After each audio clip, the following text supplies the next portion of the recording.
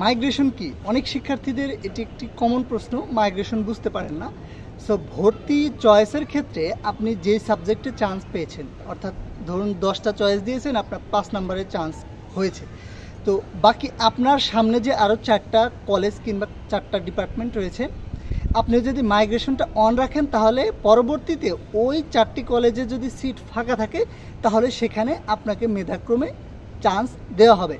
এটা হচ্ছে মাইগ্রেশনের উপকারিতা বা কাজ। এখন এই মাইগ্রেশন কিন্তু অটোমেটিক অন থাকে। আপনি যদি ভর্তিতে অর্থাৎ চান্স যেখানে পাবেন সেখানে টাকা পেমেন্ট করে নিশ্চয়ন করলেও এই মাইগ্রেশন কিন্তু অটো অন থাকে। সো আপনি যদি ওই সাবজেক্ট বা কলেজ আপনার পছন্দের হয় তাহলে মাইগ্রেশন কিন্তু বন্ধ করে দিতে হবে, এবং যদি আপনার ইচ্ছা থাকে এটা চেঞ্জ করার বা চেঞ্জ হওয়ার সম্ভাবনা নিয়ে আপনি এটাকে অন রাখতে পারেন। এবং আরও কিছু তথ্য জানিয়ে দিই, আগামী 9 তারিখ সরকারি পলিটেকনিক ইনস্টিটিউটের ভর্তি পরীক্ষায় যারা চান্স পেয়েছে প্রথমবারে তাদের মাইগ্রেশন অন কিংবা নিশ্চয়নের ডেট হচ্ছে 7 তারিখ, যেটা আজকেই শেষ।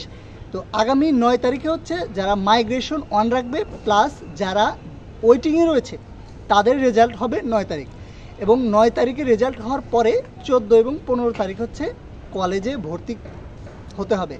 এখন এই ভর্তি হওয়ার পরবর্তীতে আবার 25 তারিখে হচ্ছে আপনার দ্বিতীয় মাইগ্রেশন যারা অন রাখবে, এবং যারা হচ্ছে এখনও ওয়েটিং থাকবে তৃতীয় ফলাফল, অর্থাৎ দ্বিতীয় মাইগ্রেশন প্লাস তৃতীয়বারের ফলাফল 25 তারিখে প্রকাশ হবে।